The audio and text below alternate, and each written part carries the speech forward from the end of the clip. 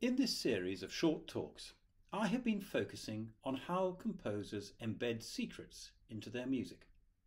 Some are secrets they want us to know, and some are secrets they really want to hide. But music is a remarkable and sophisticated way of expressing deeply held beliefs, concerns, and issues without fear of reprisal. In my first talk, I discussed music cryptography. In my second talk, I explored how Albanberg uses ciphers to express his most personal desires and how Johann Sebastian Bach symbolises his profound Christian faith. In my third talk, I looked at how Mozart defended a secret society through subliminal messaging and how Bruckner and Tchaikovsky told truths about their innermost thoughts and frustrations through their music. In this talk, I want to explore more recent composers who straddle that Cold War divide. One was from an oppressed Russia and feared his leader.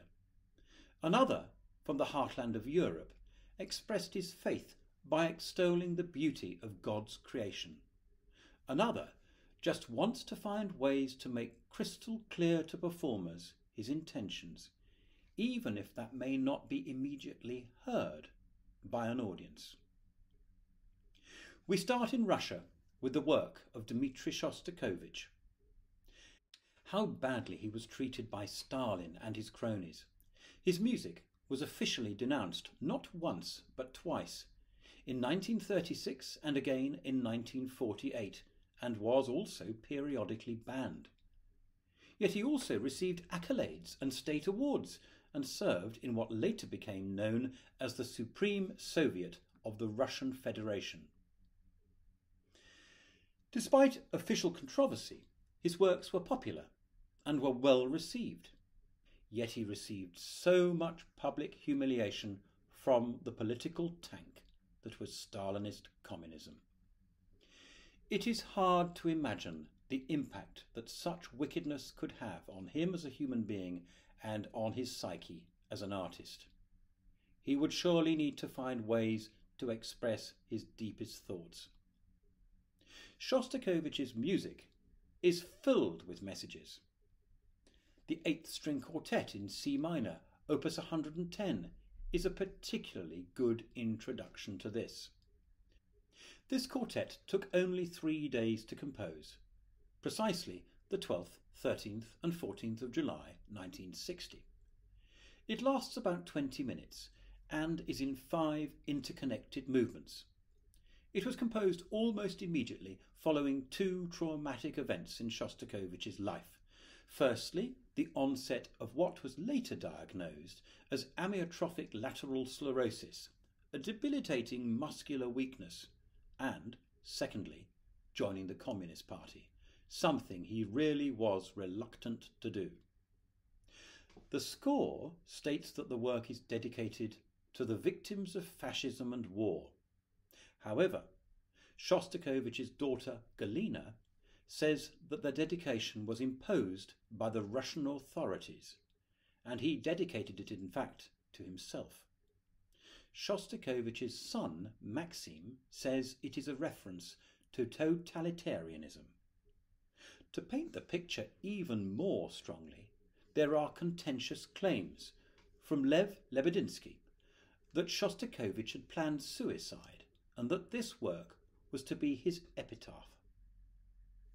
It was composed in Dresden, where Shostakovich was to write some music to a film about the notorious bombing of that city.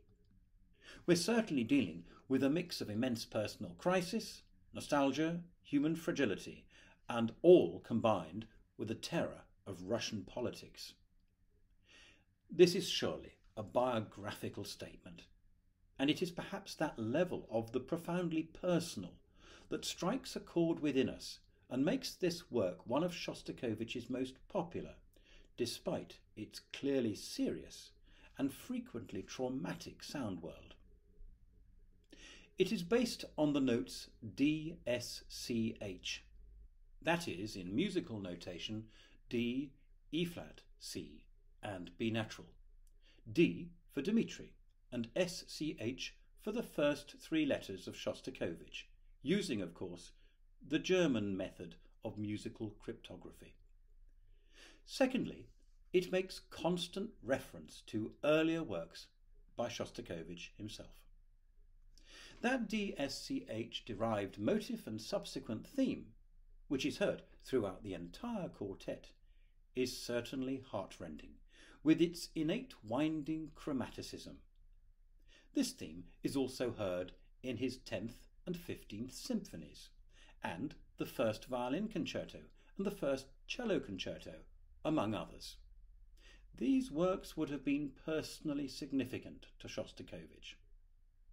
Other works by Shostakovich are also quoted: Symphony No. 1, the second piano trio, and his great opera Lady Macbeth of Mtsensk, notably the aria My Love. And just as telling is the quotation of a 19th century revolutionary song, tormented by terrible repression. As an example, let us consider the opening part of the first movement of this quartet.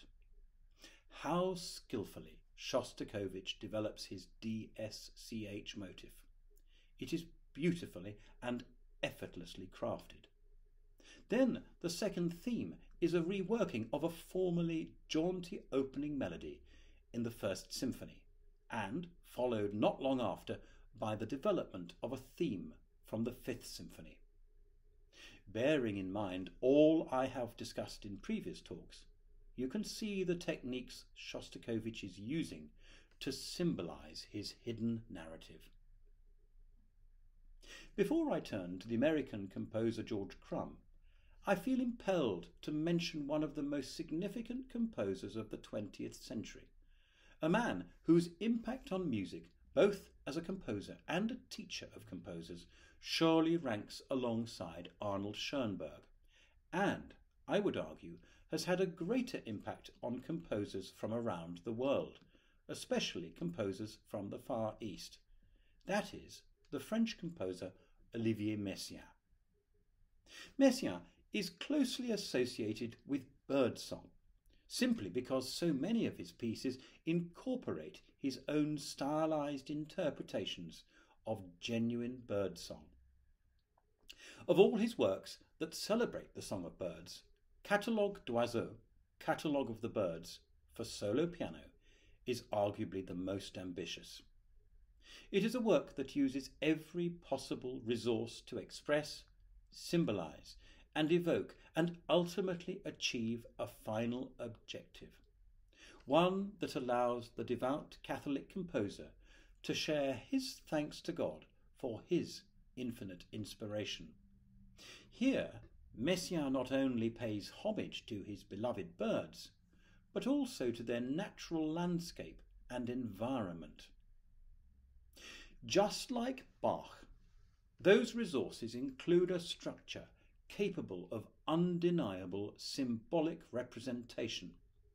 Messiaen uses a vast palindrome on a far grander scale than that of Alban Berg's in his opera Lulu, even if Messiaen considers a palindrome from a structural perspective rather than actual notes and rhythms.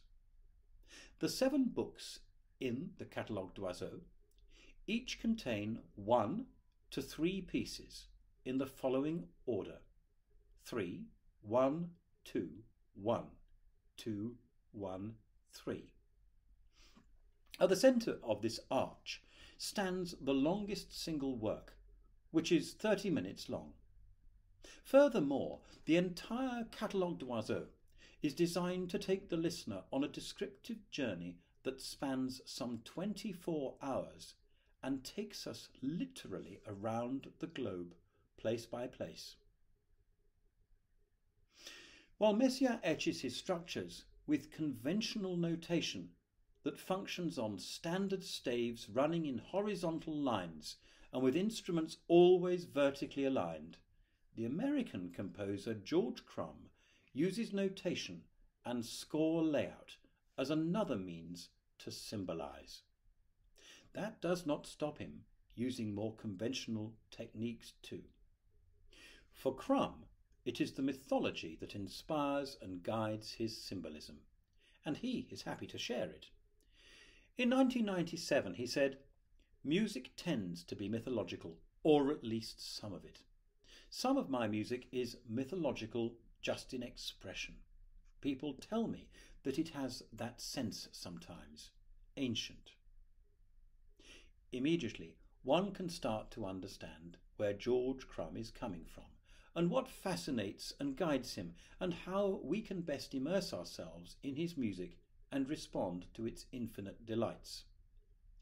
For the purposes of this talk, let's take a look at 3 examples from one of his beautifully handwritten scores. Here we see 3 pages from his piano work Macrocosmic. The first is called Crucifixus. The concept of the structure is so clear and so simple, yet it is handled so differently to the way Johann Sebastian Bach did in his St. John Passion, discussed in the second of these talks.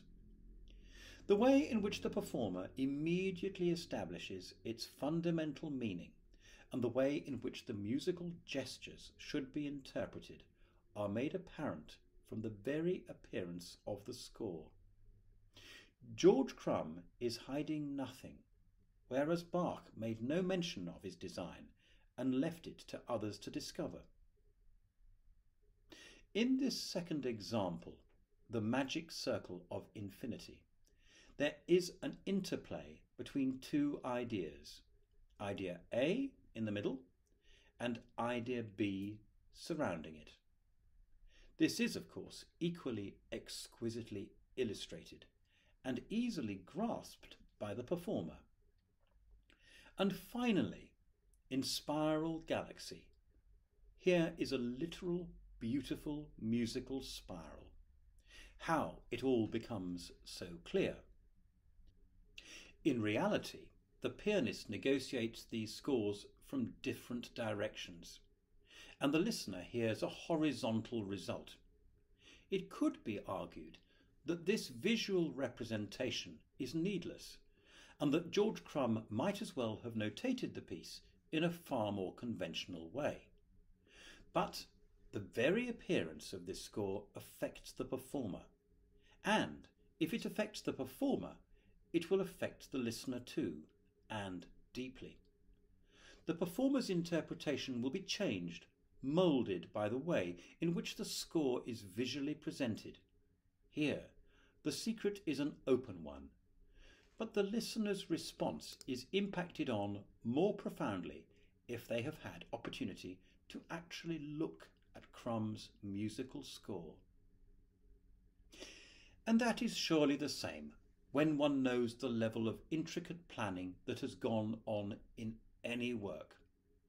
I defy anyone not to be impacted on when they know the secrets that lie within any of the scores I have discussed. Whether it results in a disdain for a work or a greater admiration is dependent on the listener's own personal ideals. For instance, when one considers the macho secret society upheld and extolled by Mozart in Die Zauberflöte, one might wish one had been left to remember it as something of a pantomime. And one might be troubled by Bruckner's morbid fascinations. But one might equally be impressed by the degree of beauty that Bach and Messiaen embed in their music because of their deep faith, or by the courage of Shostakovich to beat political suppression. All the music I have discussed reveals the same thing, that try as they all do, composers say something public and something private at the very same time. It is inevitable. Thank you for listening.